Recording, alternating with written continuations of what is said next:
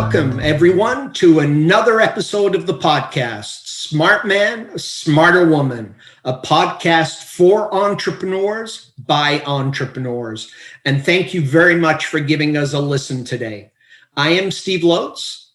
And I am Juliet Aurora. And we are your co-hosts. And before we get started with today's episode, let's hear from my wonderful co-host, the smarter woman herself, Juliet. How are you doing today, Juliet? I am excellent. Thank you, Steve, for asking. It's always so thoughtful that you always, try and include me at the beginning of the podcast and ask me how I'm doing.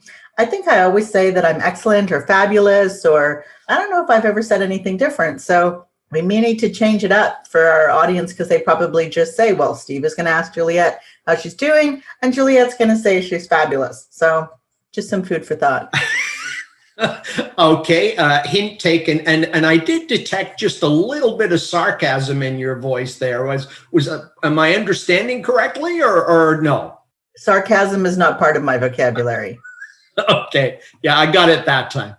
Okay, we will absolutely do that then, Juliet. Thank you, and happy anniversary, Juliet. Yes, happy anniversary to you as well, Steve. I think that's a little personal for the podcast. Plus, this podcast isn't necessarily going to air on our anniversary, so it may not be as relevant. But yes, it is the anniversary of the date that Steve and I first spoke many, many moons back.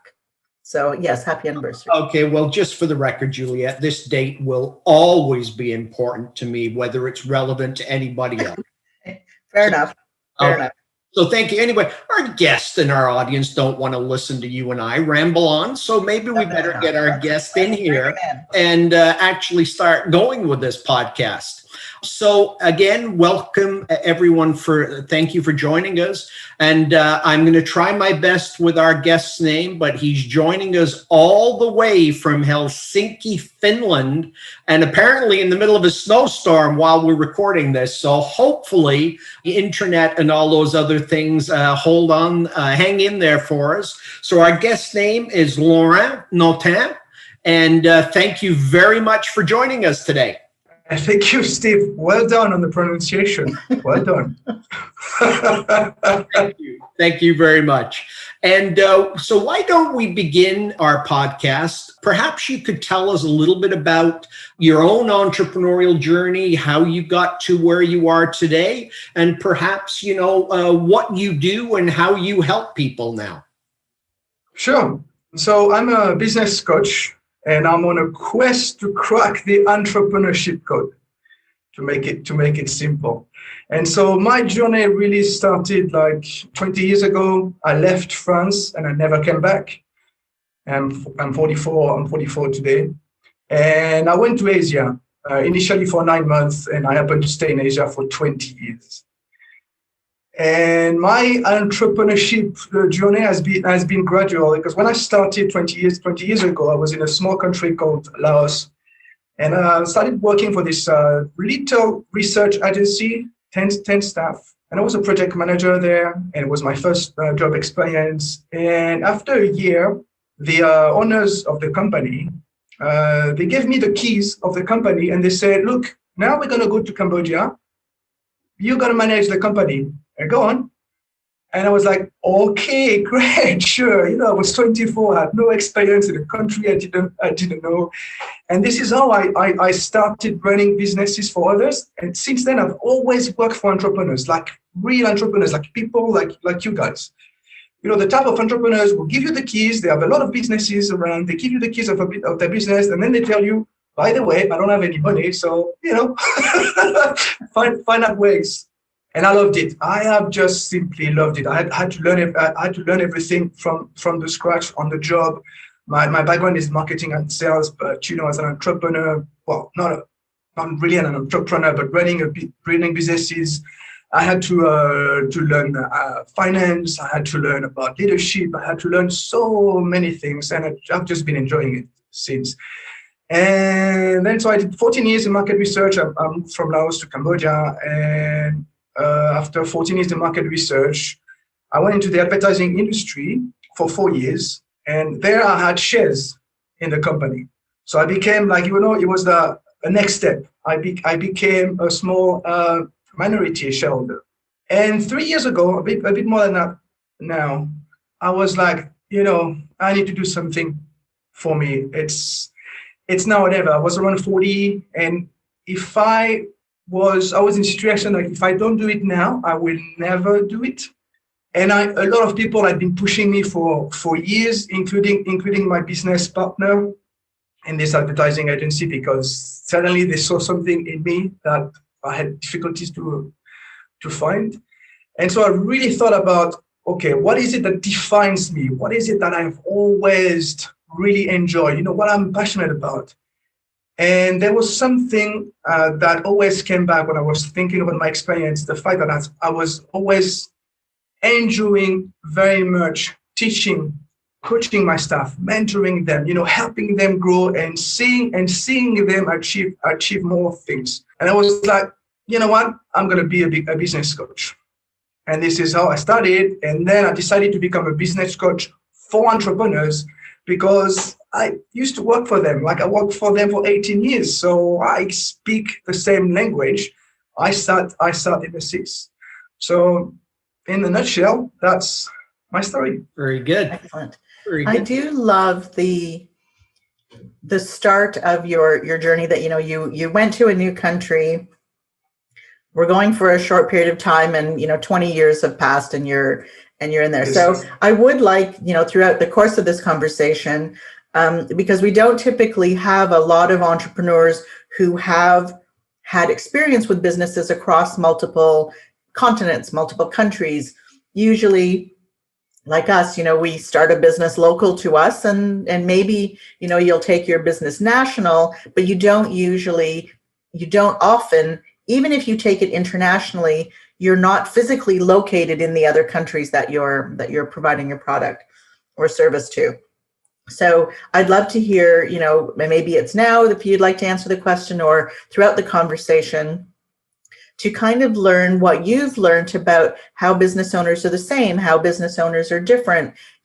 Are all of us, with the entrepreneurial junkie gene, are we all the same fundamentally? Or do you see big differences from one country or continent to another? That's a very interesting question, because that's exactly what I'm trying to do now. I'm trying to crack the entrepreneurship code, and that's what I'm trying to find.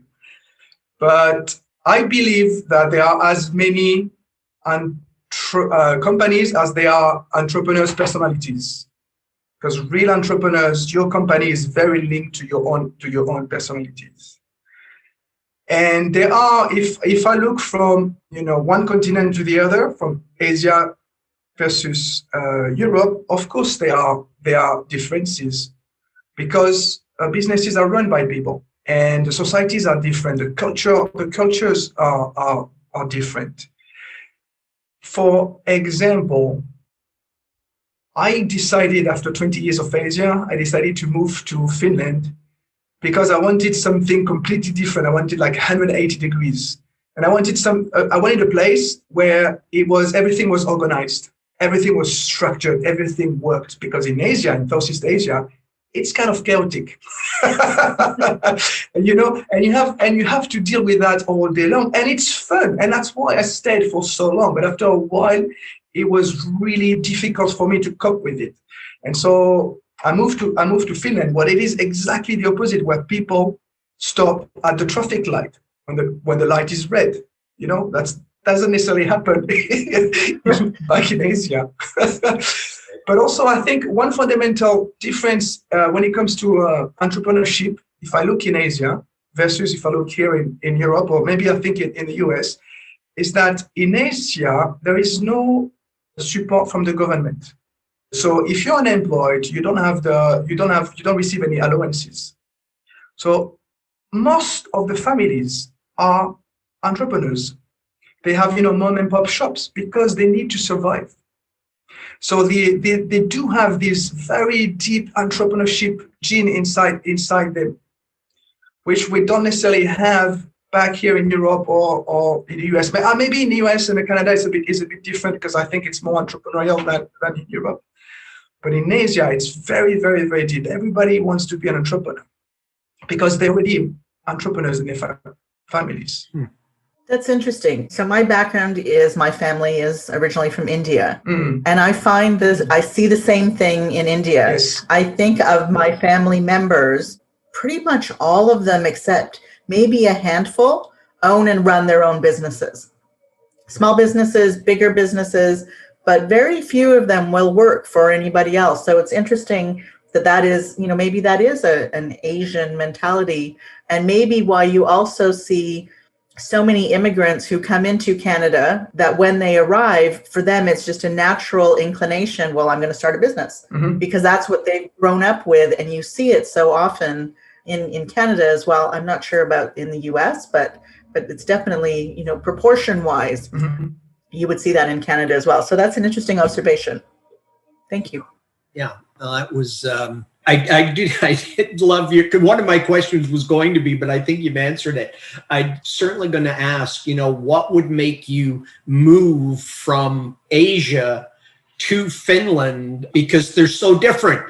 And now you've explained that's exactly why you moved to Finland, because it was so different. Well, actually, the real reason is a woman. Okay. Now that makes more sense. But definitely, I really wanted a change. I really wanted like 180 degrees change, and I didn't want to go back to France. Okay. I'm very, very, very well living overseas, and so I thought, my fiancée, she's Finnish, so we thought, okay, let's go to Finland. Awesome. Have you noticed with the entrepreneurs that you met with in Asia and the entrepreneurs you meet with in Finland, are there similarities that you have noticed with those entrepreneurs that are successful? Like, are there common traits or commonalities, even across different parts of the world, that you can recognize and say, yeah, that is something that I know a successful entrepreneur must have or must be like? Yes, that's a great question, and again, that's what I'm trying to crack. And that's also I've got a podcast called Interviews, Cracking the Entrepreneurship Code, and I interview my guests. They're all entrepreneurs, and I ask them like the same core of questions. And what I'm going to say is also based on what they've been saying. And I would say that the number one thing that I see is that successful entrepreneurs, they have a purpose. I'm a big fan of Simon Sinek, Start with Why. And I think this is so true.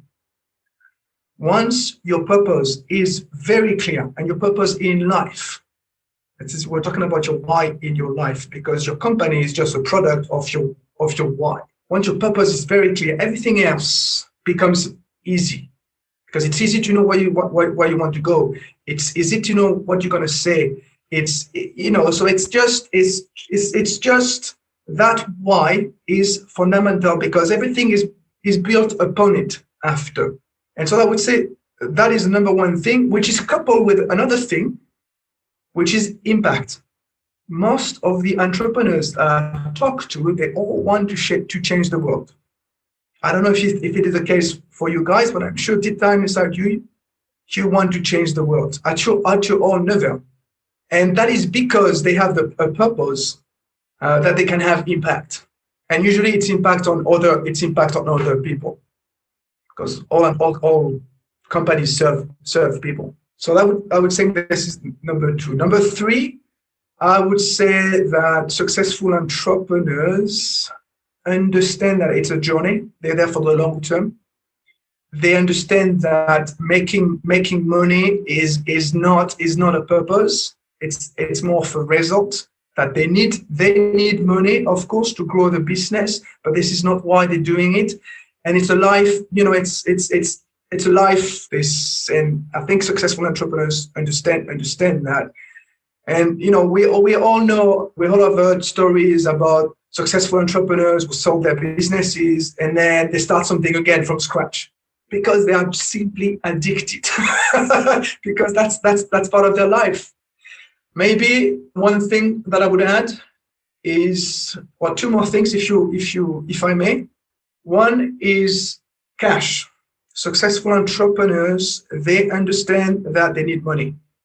I think the number two reason why startups fail is because they're runway dry. Successful entrepreneurs know that they need money to grow, that they need to build these cash reserves. And last, and certainly not least, there is another very common, very strong theme that comes back again and again with the people I work with or I interview. It's the word people. If you want to build a successful company, you cannot do it by yourself. Even if you decide to be a solopreneur, like I've decided to be a solopreneur because that's my decision, but I need others to accomplish it. We will continue with our conversation right after this message from a friend of the show.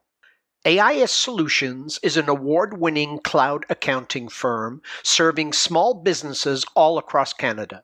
If you want to move your bookkeeping from the desktops of the dark ages to the cloud and get your financials wherever you are, whenever you want them, then contact AIS Solutions' team of trained professionals today at www.aissolutions.ca. And now, back to our conversation. I need others to scale my business up.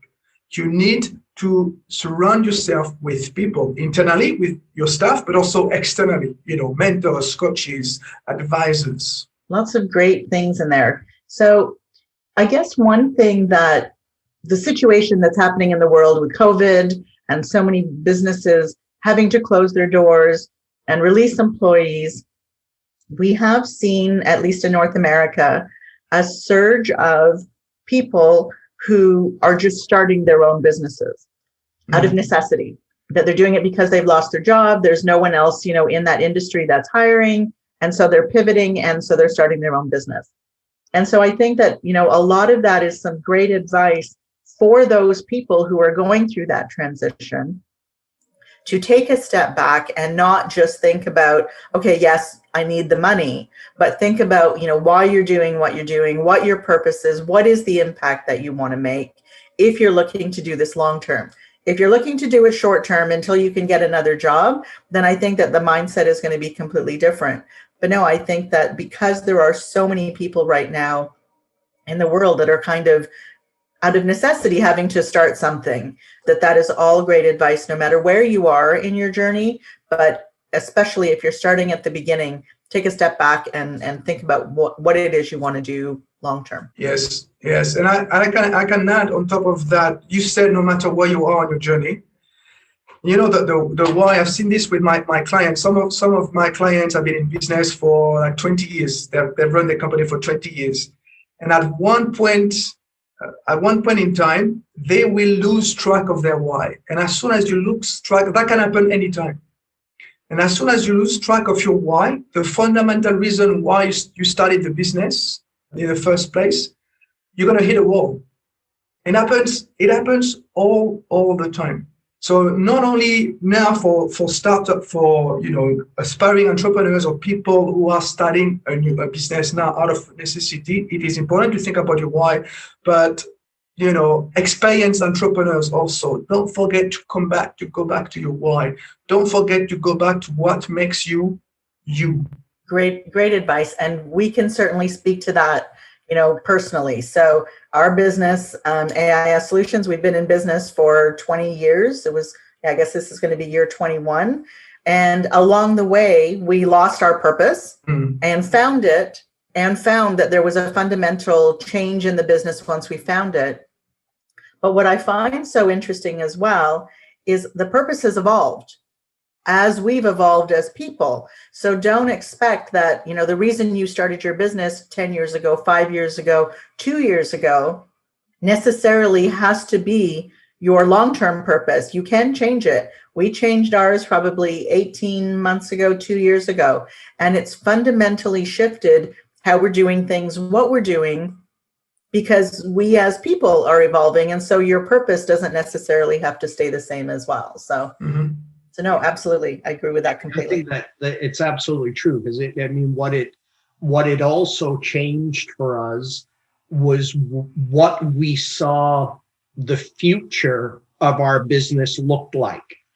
That, I mean, a lot of times, right, when you're an entrepreneur, you get so caught up in the day-to-day and just there's so many things going on. So the day-to-day stresses, frustrations, wins, that it's hard to keep your eye on. And I think that was one of the things you talked about too, was on that long-term journey or that long goal.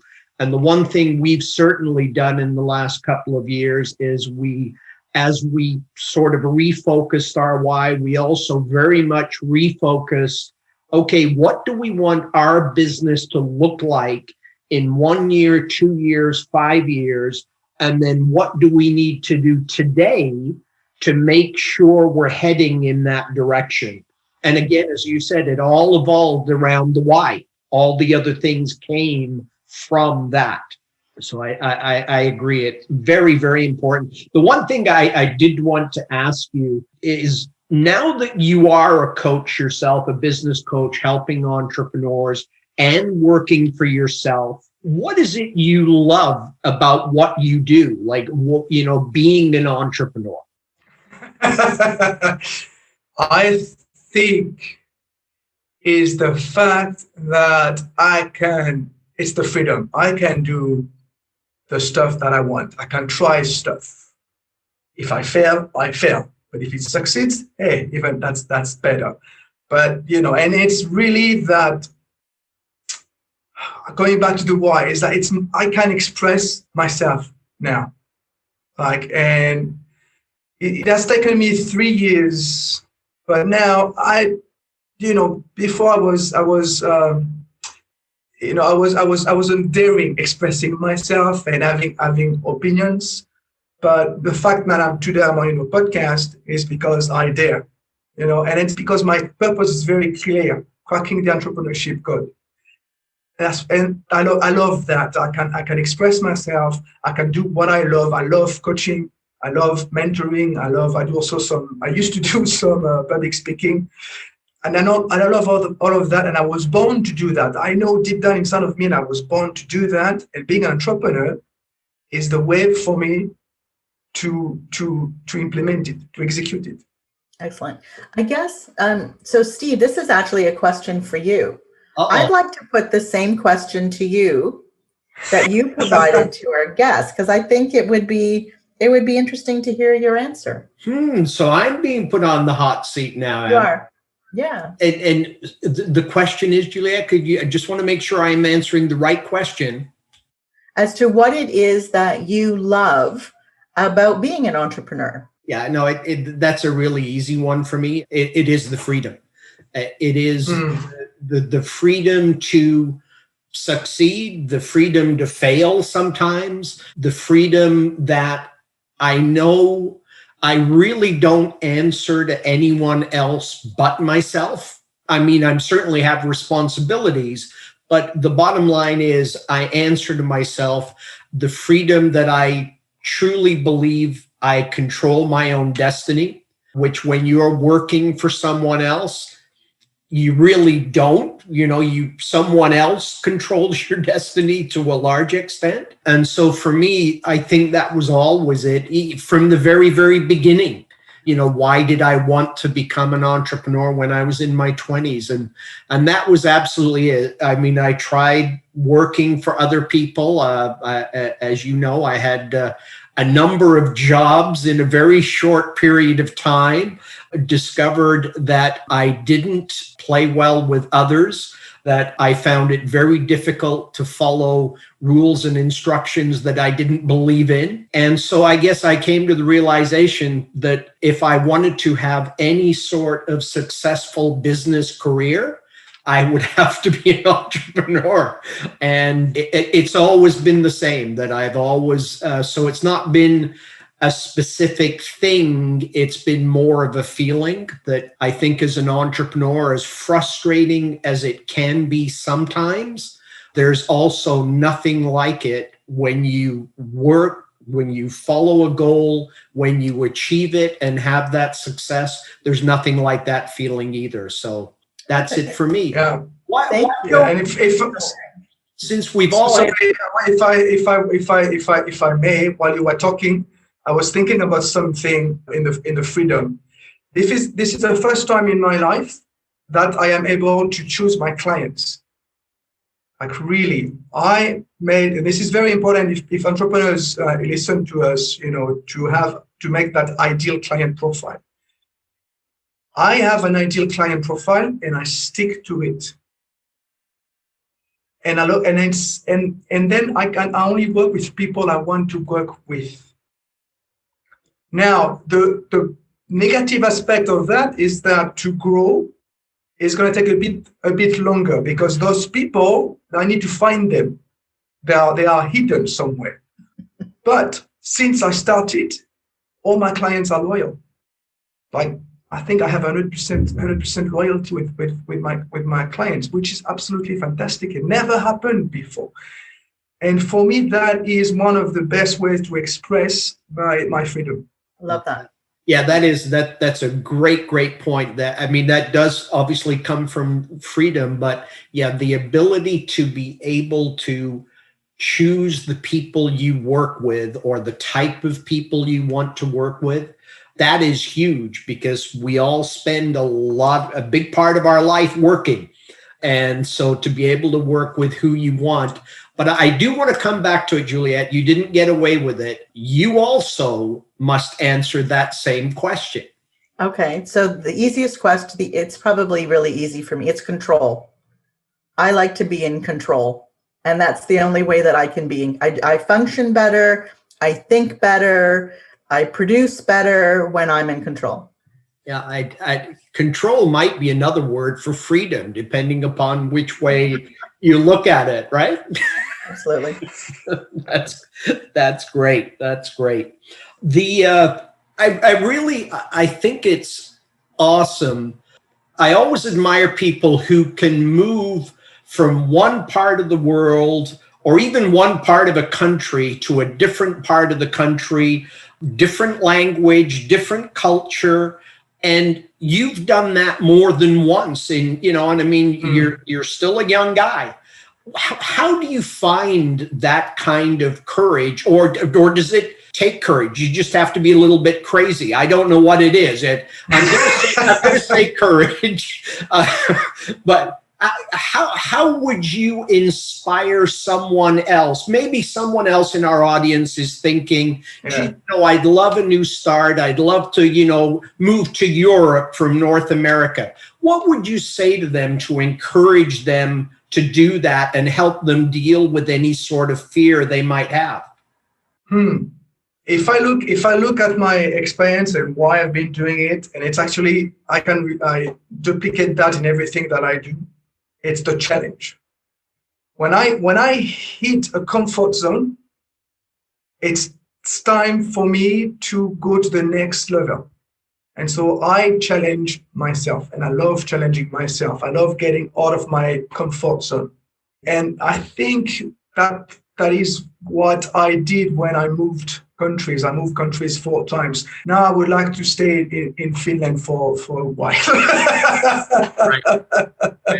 Well, and it is a big difference moving, cities, moving within the same country as opposed to moving to a brand new country where you don't necessarily know anybody. Maybe, in some cases you did, where you don't necessarily know the language. Mm-hmm. I know that both, Steve and myself have a lot of respect for my father, who, when he came from India, he came by himself.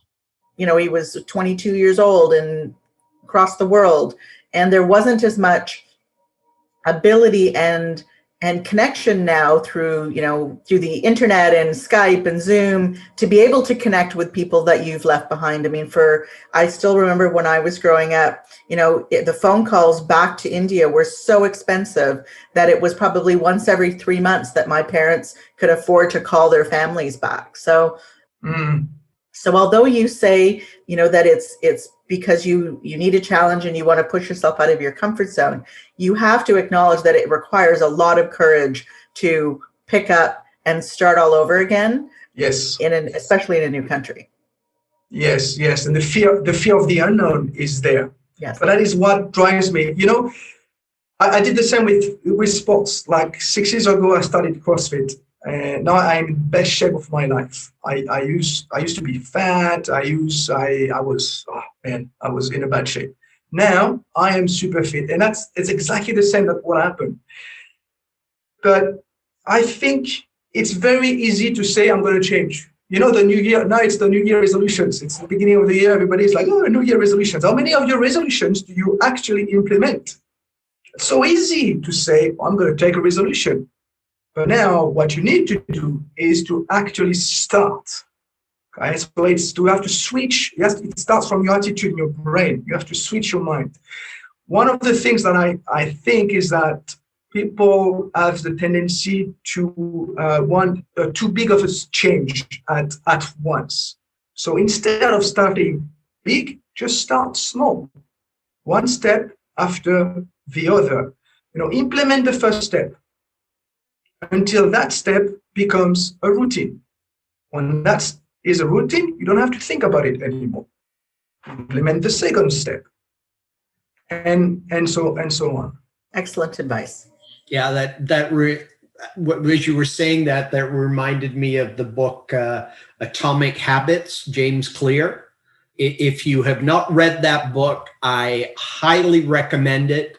Great book. And he talks about the same thing, about how you develop positive habits by very small steps until they become a habit.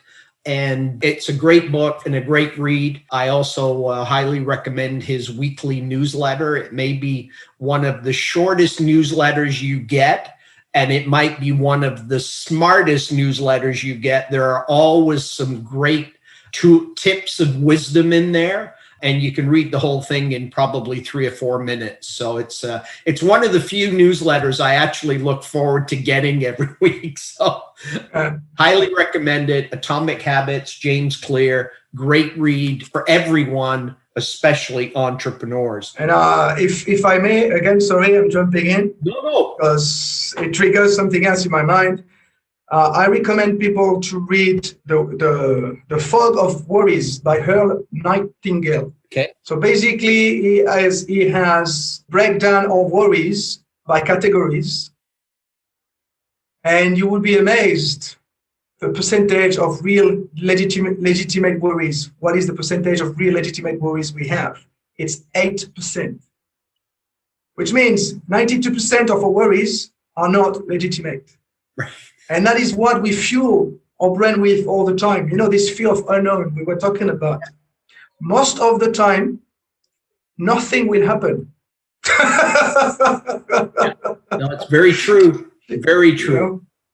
Yeah. That's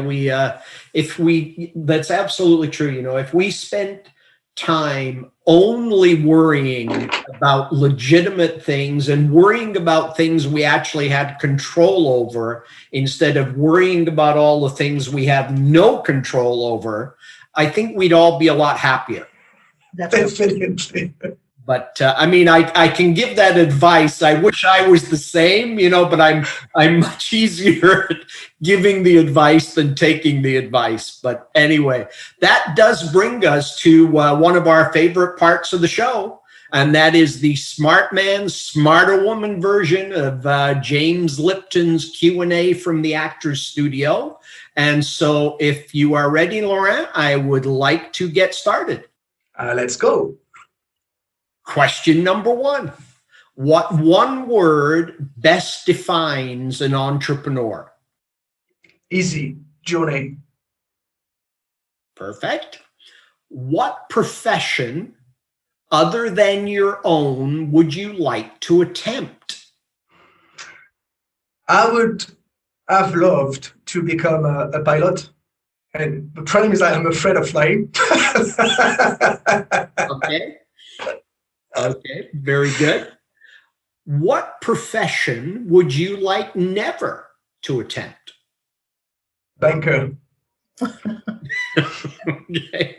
Yeah, it's usually Very definitive. Yeah, banker or lawyer. It's usually one of those two. what sound or noise do you love? I think it's the sound of the forest. Okay. Like being in the middle of the forest in summer or in winter, it's so peaceful. Okay. What book would you recommend every entrepreneur should read? So I have several books, but I think the one that comes out on top is Scaling Up by Vern Harnish. Very good. Yeah, we are fans of that book. Mm. That's a great book. I remember the first time that I read it, and I was going through the chapters and I was thinking, crap, I got a lot of work to do. Yeah, I read this book like 3 years ago, and I wish I had read it before when I was running bigger businesses, because I would have done a lot of things differently. Yeah, absolutely. And our final question, when your own entrepreneurial journey is completed, what do you hope your legacy is? So the easiest way to put it is, and as I was talking about start with why, and I'm coming back to Simon Sinek, I would like to become the Simon Sinek of entrepreneurship. Basically, I really want to leave a trace about, cracking the entrepreneurship code. I really want to help entrepreneurs become the best version of themselves and build outstanding businesses. I would hope that one day I have an academy, my entrepreneurship academy. My head, it's growing, this idea of writing a book about it. That's really what I want to leave behind. I guess it's being a thoughtful leader in entrepreneurship. Excellent. Awesome. Highly recommend, if you feel like you want to write a book, write a book. It's not easy, but it's a good journey. For those in our audience that would like to connect with you, what is the best way for them to do that? All right. 2 easy ways. One is LinkedIn. You can find me at Laurent Notin, or otherwise my email address, contact@laurentnotin.com. Perfect. And I will spell the name for the audience. So get that. Laurent is Laurent, and the last name Notin. So that's how you can find him on LinkedIn. And before we can conclude our episode, do you have any final thoughts, Laurent, that you would like to share with our audience? Yes, I would like to recommend to entrepreneurs to take care of themselves. I'm talking about physical health and mental health. I am talking more and more about entrepreneurs being like elite athletes, elite professional athletes. Elite professional athletes, they take care of themselves. They understand that they need to grow muscles, but they also understand that they need to recover physically and recover mentally. And like you said earlier on, Steve, you said in our conversation, we have so many things that we have to deal with. We got our heads stuck. It's very important that you find ways to get your head out and just, recover. Think about your mind as a muscle. If you want your mind to grow, this muscle to grow, it needs to recover. So that's the mind. That's for the mind. And for the physical aspect, start sports. Do some exercises. Take care of yourself, because if you cannot take care of yourself, how can you take care of your company and your people? That is wonderful advice and something we could all benefit from, but that's great advice. And what about you, Juliet? Do you have any final words before we close out this episode? Just agree with the final words that Laurent shared. I probably need that reminder more than most of the people that I know. And I'm beating myself over the head all the time saying, no, you have to remember to take care of yourself. So I think that is, and especially with the last year that everybody has had for entrepreneurs, it's been a tough year. And you absolutely need to take some time, even though you may not feel that you can, you will see it tenfold come back to you if you do take some time. So absolutely some great advice. Oh, thank you. That's terrific. And for this episode's Words of Wisdom, I came across this quote, and I actually hadn't heard it before, but as soon as I saw it, I thought, I love this. We have to share this. And so the quote is, if people are doubting how far you can go so far that you can't hear them anymore. Love that. Yeah, I thought that was great. So again, thank you very much to our guest, Laurent. We've loved having you on the show. You've been a great guest. Thank you, Steve, Juliet. Thank you. Our pleasure. Thank you again to my awesome co-host, Juliet. But most importantly, thank you to you, our audience, for giving us a listen. We sincerely appreciate you tuning in. Hope you found some value. I'm sure you did today. If you love the podcast, please subscribe and find us in all of the normal places, or you can just go to the website, smartmansmarterwoman.com. So thank you. Until next time, take good care of yourself and those that you love. Bye for now.